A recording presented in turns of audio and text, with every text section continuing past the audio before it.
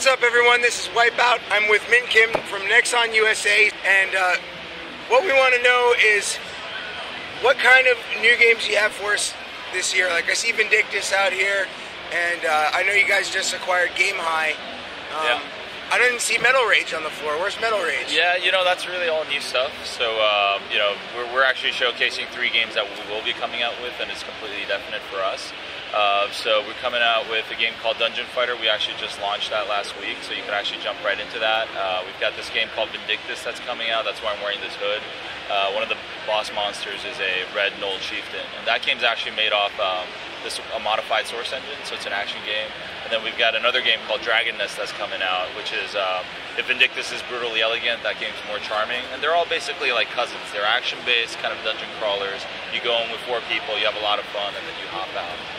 I see that some of the games that you have now are really starting to shine graphically, because right. NEXON traditionally you have two-dimensional games. Yeah, so we've been talking about that. One of our big games is MapleStory, and I think that's one of the first games that we brought out here. It's actually best in class, but when you look at that, it's, from a branding perspective, people think that that's all we do.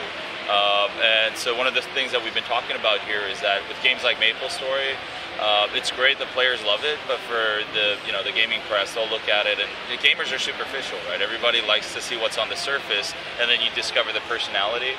So this is our first time at E3. The reason why we did that is or we're coming out here, is we kind of feel like our games look hot now, and then you can also discover the personality. Absolutely, but to be honest with you, my favorite NEXON game of all time is Shattered Galaxy. Oh, yeah, we're very avid POC protectors. Wow. And I'm mad.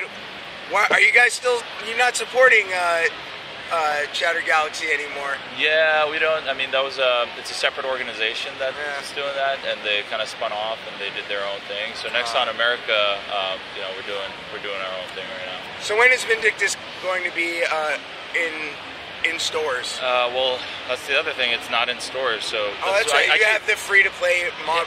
Yeah, I keep forgetting to mention that. Yeah. So it's like our games are completely free to play, and in the past when we say, "Hey, our game's free," people if somebody were to give you something on the street, you'd be like, "Hey, what's the catch?" Right? Yeah. All our games are completely free to play. It's a completely different business model. You go on our website, you download it, you play for free. If you want to spend money, you can do that. What can you tell us about Vindictus specifically?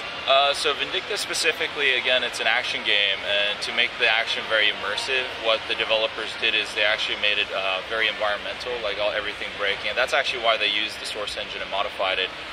It's got first-person shooter-esque type elements, like you can spear, you can chain monsters down, but a lot of it is just really fast kind of slashing motion. So it looks gorgeous. It actually kind of reminds me of Demon Souls when I looked at it. A lot of people say that. Yeah. But it looks wonderful, though. Thank you.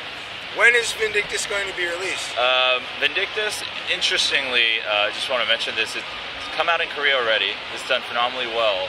And usually what ends up happening is that it goes to like China, Japan, Taiwan, those markets where it's kind of low-hanging fruit. But the developers kind of felt that their game is something that could actually crack the nut in the North American market. So we're getting it second. The game should be out fall of this year. So it's coming out pretty soon. Back to Game High. Are you going to be trying to publicize their games, their existing games, more so like Decaron, for instance? Yeah, no plans officially or publicly announced on any of that stuff. It's actually super fresh, so I don't really. I just started playing Decaron, and I'm having a lot of fun with it. Actually, I like the extremely fast pace that game carries. That's cool. Yeah. Well, that's all these games. They're all super fast paced. The reason why we think that these games are actually going to grow the market, because most MMOs online, they're not easily accessible for people.